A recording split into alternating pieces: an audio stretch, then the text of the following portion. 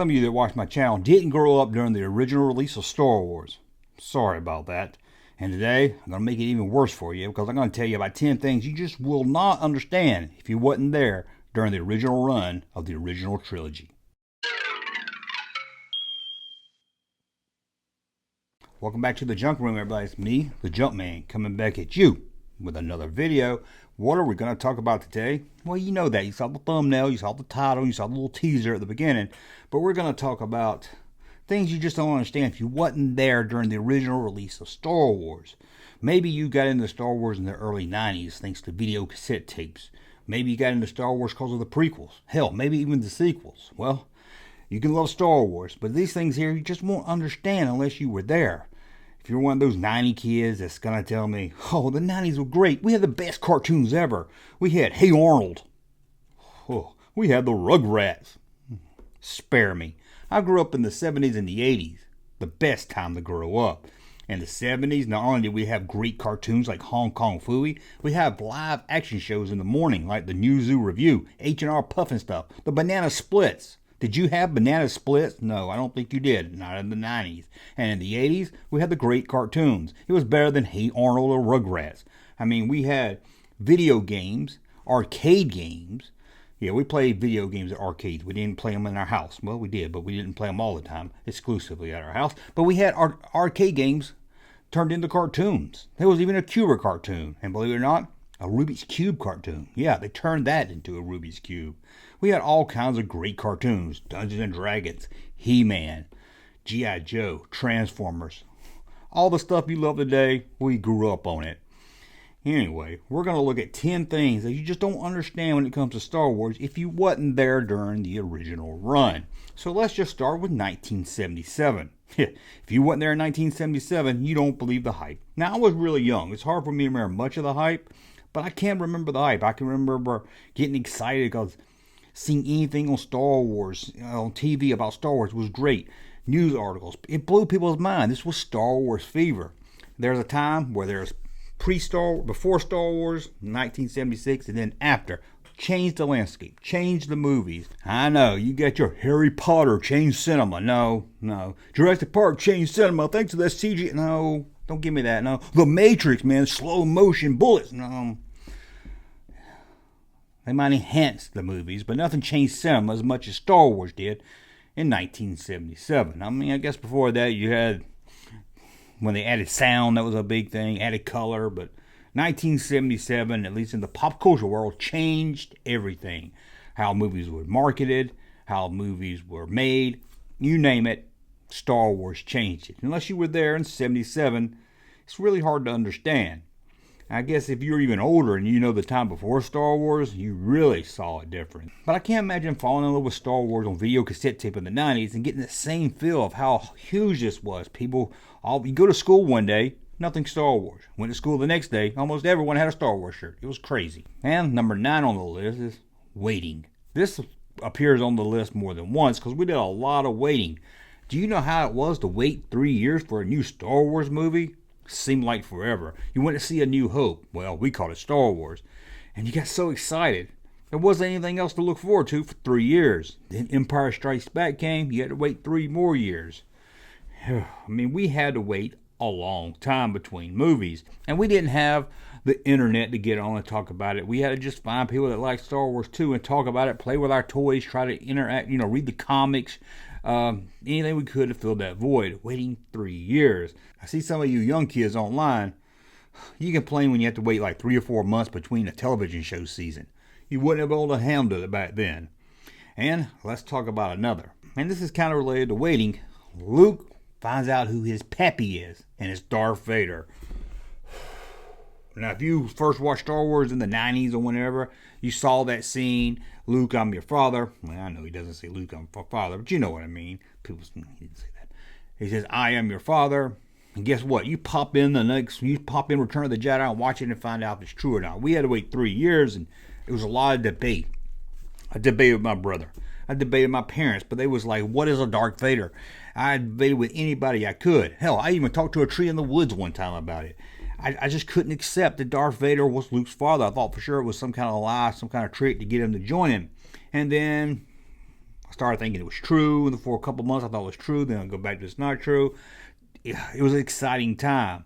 On the edge of our seat for 3 years, and then when we got closer to Return of the Jedi, you started hearing about the making of it and some promotion from it, and you're like, oh my God, I'm finna find out. I'm gonna find out who it is. It was so exciting. The prequels never left you hanging like that. I know. Oh, we all wonder who Cypher Diaz was. Well, give me a break. Sequels didn't even let you wait 3 years to find out what was going to happen, but they didn't leave you hanging there either. And let's talk about one more waiting. We waited 16 years between movies. Oh, between Return of the Jedi and The Phantom Menace, 16 long years. And if you're a kid growing up, that 16 is a lot faster than 16 is adult years. I mean, this was your whole life. You couldn't believe it. I can remember 10-year anniversary of Star Wars. It felt like it was 20, 30 years ago. It was crazy. 16 years just seemed to drag by. And we thought they would never get a new Star Wars. We kept hearing about the prequels. Lucas is going to go back to it. And then in the early 90s, we heard it. And we were like, it seemed like a pipe dream that would never come true. But then it did come true. And that's why I'm going to add this one here. The Phantom Menace hype. Oh my God. Now, you may have fell in love with Star Wars in the 90s. Or even the late 80s. And you might have been hyped up for the Phantom Menace. But you wasn't hyped up like we were after waiting 16 years. Yeah, you heard me right. I said it. 16 years. And when this hype came, it was awesome. I mean, Star Wars was back. Star Wars. I hadn't felt this much love for Star Wars since the original trilogy days. It was everywhere. Every store you went to, Star Wars stuff.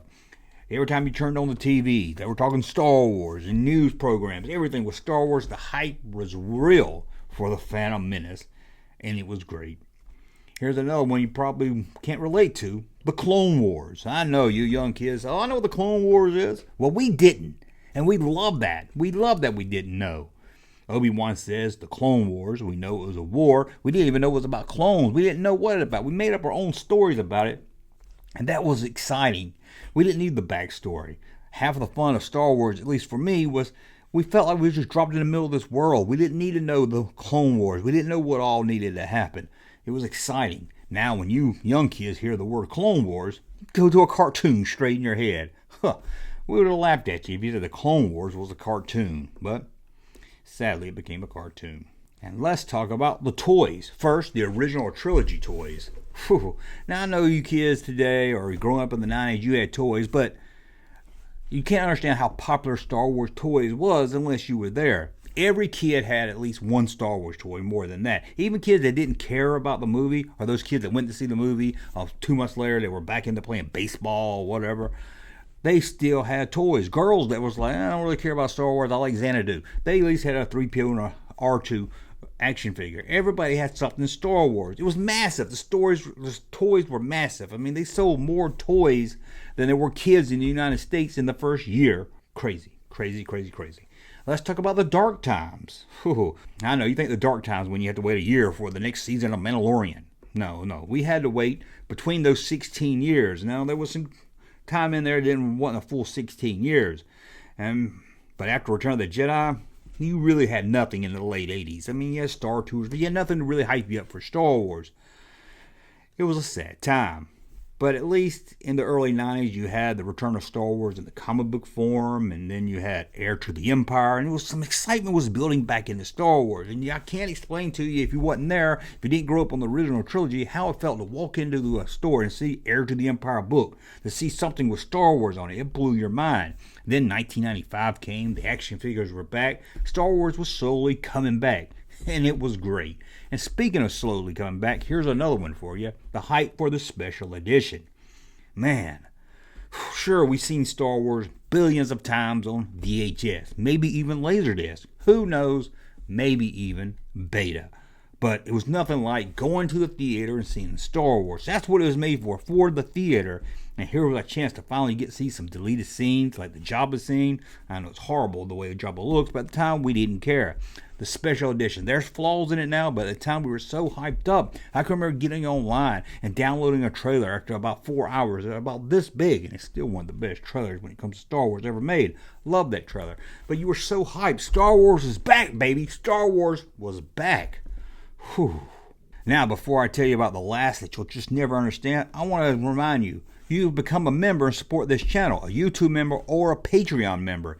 Each thing gets you the same thing, and in fact, I've redone the whole thing. Now, I used to do tiers, like this will get you this will get you that, no more of that.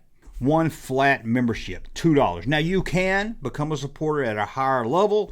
Don't really get any extra perks. You might get something here and there, but I wanted to make it fair to everybody. I don't want to sit here and feel like I'm begging for money, but the money you do support goes back into making this channel better. Believe me, 100% of it goes back into YouTube. Cameras, lights, travel, toy shows, whatever we're going to do goes back in the channel. I'm not just putting it in my pocket to buy burritos. But I will start doing a weekly podcast called Junkman Goes to the Movies, where I talk about movies from the 70s, 80s, and 90s.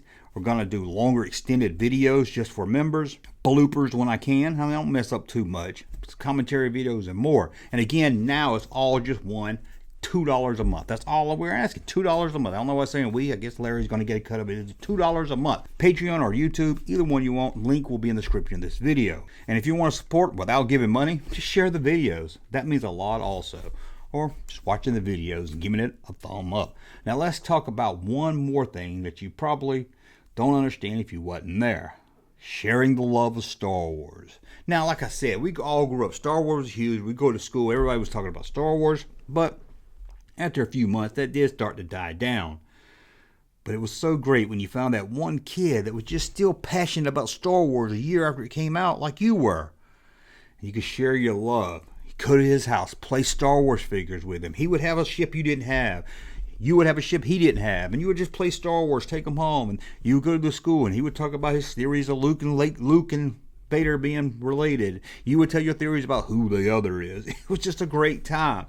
You really felt like a special bond. Sadly, that's gone today, because a lot of you just want to bitch and complain. That's not my Star Wars. That's not my Luke Skywalker. Ooh, I didn't like that. Boba should be better. Ooh, a scooter that's a bright color. Some of you just know how to bitch. I think some of you guys love Star Wars, just the complaining part of Star Wars. You just love to complain. Now, don't get me wrong. I didn't love everything Star Wars, but that's okay. I don't need to love it all. Some of it doesn't have to be made for me. But I miss the love. If you were there back in the original trilogy days, you know that love. I didn't hear anyone talk bad about Ewoks. I didn't hear anyone talk bad about Star Wars. No. We didn't even say, well, that part's a little boring. We just talked about what we loved, and that was Star Wars. And that's something I try to bring to this channel, is talk about what I love. But sometimes, we all do some hate videos here and there. But anyway, that's about 10 things you just wouldn't understand unless you grew up in the original trilogy era. Well, I want to thank you for watching. Don't forget, you can become a Patreon or YouTube member, support the channel, and get some extra content. Well, as always, I'm going to like my content. Subscribe to the channel. We'll talk again soon. Hey, Junkman channel popping though. Thank you, sir, for that unsolicited testimony.